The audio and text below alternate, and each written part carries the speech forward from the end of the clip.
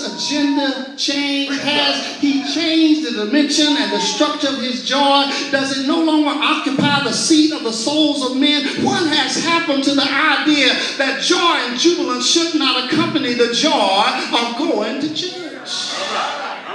Yet many of us are much more excited about nothing than we are about worshiping our God. All right, God.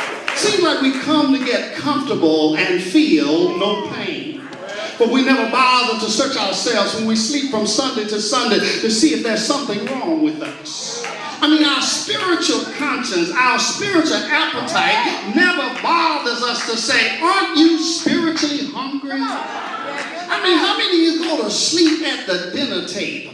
How many of you go to sleep at the cafeteria on your lunch break? Yet we come to church to go to sleep.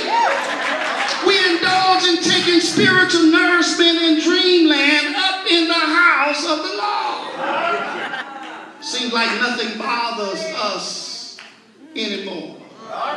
We're not disturbed about anything. And how disgusting it'd be for you to spend $10 or more to go see a movie, go to sleep, wake up at the end, discover the movie is over, your money's spent, you can't even see the replay. And yet we go to church and we sleep through the service and never think twice. I mean, we get up, we dress up, we go through the motions, getting ready to church, go to church. Seems to me you'd be a lot more comfortable just going to sleep in your own house. I mean, what has happened to the joy of going to church? And yet I hear David saying in the text, I was glad when they said unto me, let's go to church. I'm concerned about the problem that plagues modern worshipers. It seems that our Christianity has become arthritic. We have no activity in our spiritual limb. Yes, sir. We have no interest in bowing and shouting, going and teaching and sharing. But yet we declare, I am a child of God, although I move so slow. What has happened to the joy of worship? Right. If the king of Israel found joy in the invitation to go to church, what exempts you and I? As one who brags and boasts about being brought up in the church and knowing God, many of us are still bathing in the joy of 20-year-old experiences. Wow. I mean, the only thing we shout about is what used to be and how it used to be. God is not only a God of what was, he's a God of what is. Yes, sir. He's not a God of one experience, but he's a God of continuing experiences. All right. I mean, if all your joy is wrapped up into your yesterday, what has happened to your joy right now? And yet I hear David saying, I was glad. I mean, you listen to some of us married couples, all we talk about is when they met him or when they met her. I mean, if the only joy of your marriage is when you met your husband or wife 30 years ago, how in the world, I mean, how did you make it this far? Y'all do that? If the only joy in your Christian life is when you met Christ 25 years ago, what has happened between then and now that you have nothing else to shout about? All right. Where is the joy of going to church? And yet I keep repeating it. David said, I was glad when they said unto me, let us go into the house of the Lord. Now, if you come to the Lord's house, the Lord is in charge of the joy. If you visit my house and things are sad, you know what you can do. If I come over to your house and things are not right, I know what I can do. I mean, that's your house and you're the king, and wherever you're the king, it's your castle and you are in charge. But baby, this is the Lord's house, and in the Lord's house, guess who's in charge? All right. Some people say, Pastor, I used to enjoy going to church, but it's just not the same anymore. When I was growing up in the country, down in the bayou, back in the woods, you know, we walked to church, boasting about the good old days. But I don't think you want to go back to riding wagons and walking to church. God has some joy right now.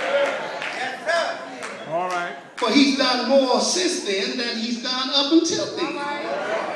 If there was a time to shout, it ought to be right now. God is in the midst of blessing us right now.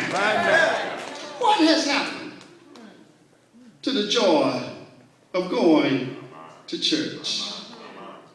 A lot of you believe in ghosts. Oh yeah, you don't want too many spirits around you. And yet on Sunday nights and during revival time and other times the church is empty, you say, Pastor, my spirit was there.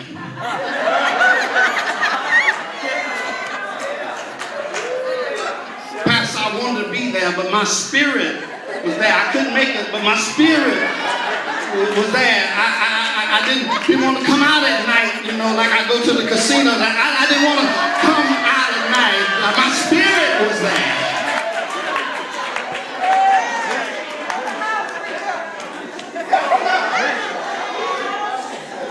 And in this life, you want people present that you can see, touch, and feel. As much as you love all of your deceased relatives, you don't want their spirits coming to visit you. You don't want their spirit to knock on your door. If you got the jar of your salvation, then your spirit, your body, your mind, and soul, all of you ought to be able to make it to the worship service.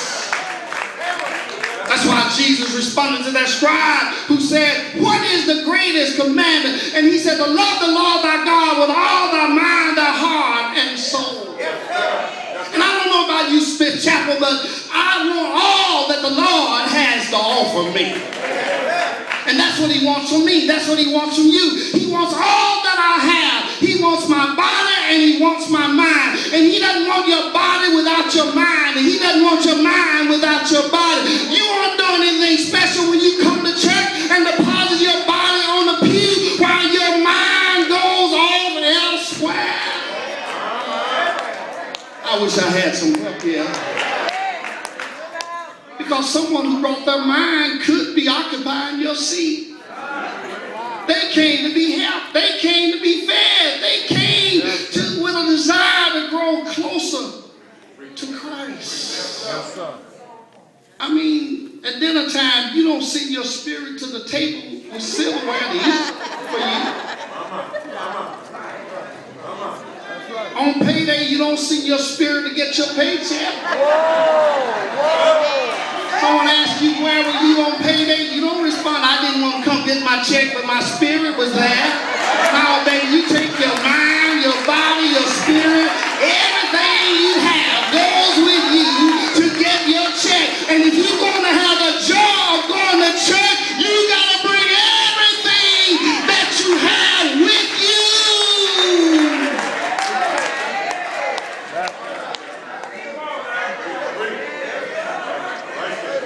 And then there are those who let others steal their joy.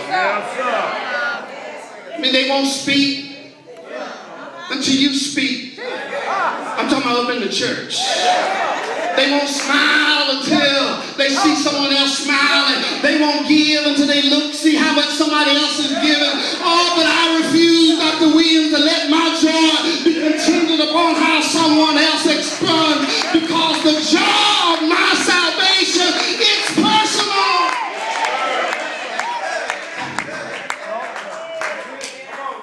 You see my glory, but you don't know my story. My salvation is personal. It's between me and my God. And I want to be able to say as David, I was glad when they said unto me, let us go to the house of the Lord. What has happened to the joy of going to church? You remember what happened to David? How God found him down in the house of Jesse. Yes, sir. You remember how the prophet came by to let the oil on the heads of the sons of Jesse looking for a king. Yes, and when the prophet came in, the oil would not come down as promised. The prophet said, you must have another boy in the house somewhere. Jesse said, yeah, I got a younger boy, but he's just a little shepherd. I know he wouldn't be a good king. But the prophet said, bring me the boy. And you remember how when he brought the boy, how the oil started running out on little David's head. You remember the story how little David fought the lion with one long stone and a slingshot. You remember how he slayed Goliath with that one smooth stone. And the people began to sing, Saul has slain his 1,000. But David has slain his 10,000. And you remember how David had to run for his life. You remember how he ascended to the kingship in his own land. I tell you, trials and troubles, David had his share. You remember his Bathsheba crisis. While looking out his window, he saw a beautiful woman from the rooftop. You remember how he wanted her so bad for himself. You remember how he had her husband put on the front line so he could have the man's wife. Well, isolation came to David's life, and the word got out that David was behind this trickery. And when the word got out that the king had sent Uriah out to be killed, somebody told David, said, King, you're not welcome at the temple anymore. They said, we don't want to see you around the church anymore. Don't want you around the synagogue because you're a bad influence as a king. Well, David must have looked at himself and said, something is wrong with my life. He began to reminisce. He began saying, I started worshiping in the pastures of Judea. And I prayed in caves. But there's no place like the Lord's house. I've been down on my knees in all kinds of situations, but there's no place like the Lord's house. David said, I would love to worship in the Lord's house one more time. But they told me to stay away from the church because of my life. If only I could go back to the temple one more time so that I can praise the Lord. David went down on his knees and began to have a talk with the Lord. And I believe he began to write that 51st number of Psalm. David must have said, have mercy upon me, O God, according to the multitude of thy tender mercy. Blot out my transgression, wash me thoroughly from mine iniquity, and cleanse me from my sin. He said, against thee only have I sinned and done this evil in thy sight. He must have kept on talking and pondering with God, because he went on to say, create in me a clean heart and renew a right spirit within me. Cast not thy presence from me. Take not thy Holy Spirit away from me, but restore unto me the joy of thy salvation. And church, I believe he kept on talking to the Lord. I believe he said something like, Lord, I prayed in caves, but I'd rather pray somewhere around the altar in your temple. I pray as I walk through the valley of the shadow of death, but I'd rather pray down in the temple. David must have thought about his evil deed. He must have emailed or faxed the church and said to them, I know I've done wrong, but I'd rather be a doorkeeper in the house of the Lord than to dwell in the tents of the wicked. Somebody came by and saw David in his isolated condition, and they said, David, why don't you come and go to church? When David heard those words, he stood up with exuberance prayed, and I believe that's when he said, I was glad when they said unto me, let us go into the house of the Lord. I'm going to my seat, but I know a lot of people who are down the church, but let me tell you, there's still joy in the Lord's house. I know the church may not be all she ought to be, but you can still find a friend at the Lord's house. What a friend we have in Jesus, all our sins and griefs to bear. There's not a friend like the lowly Jesus. I know the church is not all she ought to be, but you can still find peace at the Lord's house. When peace like a river attended my way, when sorrows like sea billows roll, whatever my lot thou hast taught me to say, it is well with my soul. I know the church is not all she ought to be, but you can still find love at the Lord's house.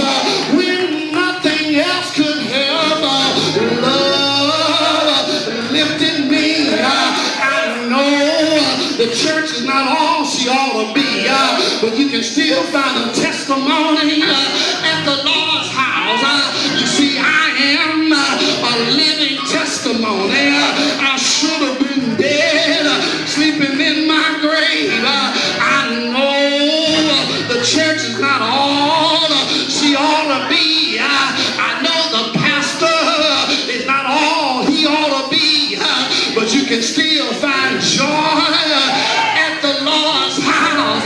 And I don't care what you say, this joy that I have, the world didn't give it to me, and the world sure can't take it away. Jesus gave me my joy. Where did he give it to you? It was on a hill far away, stood an old rugged cross. Jesus hung, bled and died for my sins and yours. They hung him high, they stretched him wide, they put his body in a tomb. The Bible said he stayed there from Friday until Sunday morning, but bright early, I said bright early, before the cock crew, bright early, before the dew fell on the ground, bright early, Jesus got up from the grave with power in his hand. Anybody here know that the Lord has all power, not some power? I wish I had somebody, not some power, but all power is in his hand. This was the first time he used all power when he healed the woman with 12 issue of blood for 12 long years. He just used some power when he fed the 5,000 with 2 fish and 5 loaves. He just used some power when he raised the lame man and told him to pick up his bed after 38 years. He just used some power when he raised Jairus' daughter from the grave. He just used some power when he turned water into wine at the wedding at Cana. He just used some power when he walked on the water out on the Sea of Galilee. He just used some power when he spat on the ground and made an ophthalmological solve out of the dirt and gave sight to the blind man. He just used some power. But on this third day morning, when Jesus got up, he didn't use just some power, but he got up with all power in his hand. Anybody here know he has all power? Not some power, but all power is in his